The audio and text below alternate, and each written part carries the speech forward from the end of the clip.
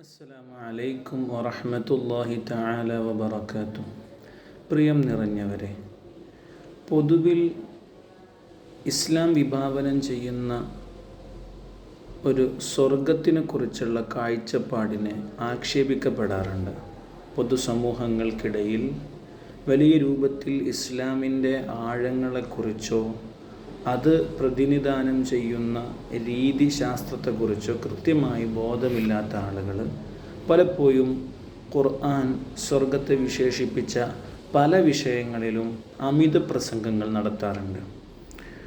അവരോടൊക്കെ മഹാനാകുന്ന ഇമാം അബൂ ഹാമിദ് അൽ ഗസാലി റഹ്മത്തുള്ളാഹി അലൈഹി കൃത്യമായി പറഞ്ഞു കൊടുക്കുന്ന ഒരു വിഷയം മാത്രം ഓർമ്മപ്പെടുത്താൻ ആഗ്രഹിക്കുകയാണ്.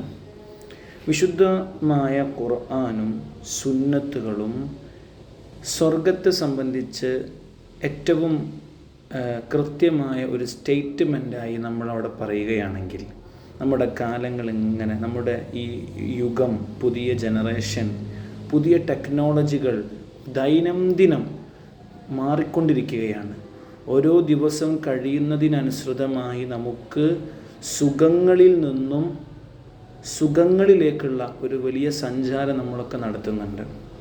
നമുക്കറിയാം, ഇന്ന് പല വിധത്തിൽ നാം മനുഷ്യന് അപ്രാപ്യമെന്ന് കരുതിയ പലതും ഇന്ന് നമുക്ക് അനുനിമിഷങ്ങൾ കൊണ്ട് സാധിച്ചെടുക്കാൻ, നമുക്ക് അന്തരീക്ഷത്തിലൂടെ പറക്കാൻ, പല കാര്യങ്ങളും നമുക്ക് നാം വിചാരിക്കുമ്പോഴേക്ക് നടക്കുന്ന രൂപത്തിലേക്ക് എത്തുന്നുണ്ട്.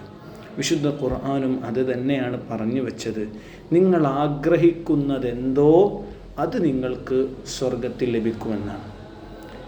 ഓക്കെ, അവിടെ ഇമാം ഗസാലി റഹ്മത്തുള്ളാഹി അലൈഹി പറയുന്നത്, മാലാ ഐനുൻ റഅത് വലാ ഉദുനുൻ സമിഅത് വലാ ഖതറ അലാ ഖൽബി ബശർ.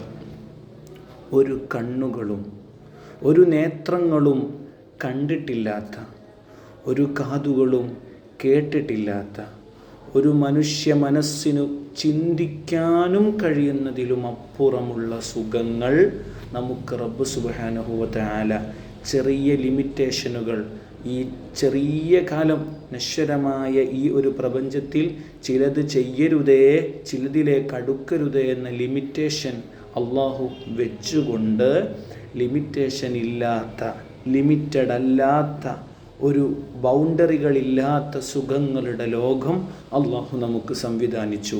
അവിടെ എല്ലാം നമുക്ക് ഹൈറായതു മാത്രം ലഭിക്കുന്ന ഒരിടം. ഇത്ര മാത്രമേ വിശുദ്ധമായ ഇസ്ലാം വിഭാവനം ചെയ്യുന്ന സ്വർഗത്തിനെക്കുറിച്ചുള്ള കോൺസെപ്റ്റുകളുള്ളൂ. അള്ളാഹു സ്വീകരിക്കട്ടെ.